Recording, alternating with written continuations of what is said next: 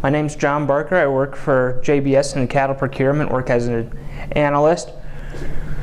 Came up to South Dakota today to talk about Charolais genetics and what we're seeing on the packing side. I think there's a lot of seasonality that we see in both grading and weights and yield grade 4s and 5s throughout the year, and I think the Charolais genetics have a distinct advantage in timing some of those markets and providing leaner cattle in the fall when we see a rise in yield grade 4s and 5s. And I think the ability to cross Charolais cattle with maybe Angus or some different breeds might really fit into programs like a natural program where they have to be 51% Angus.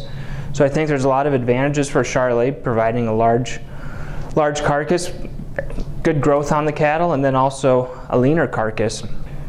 Looking back even to 1990, we see almost a 1% increase in carcass weights year over year, so it's just a steady trend, and I think we'll continue to see cattle continue to grow, and the packers are looking for bigger carcasses, and I think Charolais cattle and their genetics are really going to provide a unique advantage by being able to produce larger cattle and larger carcasses come harvest time.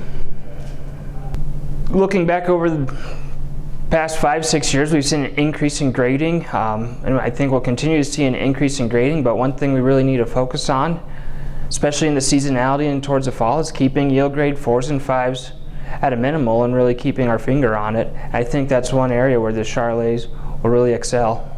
As we look to the future and have consumers that are more curious where their food's coming from and kind of wanting a unique product, we're looking to see growth in natural programs and different branded beef programs.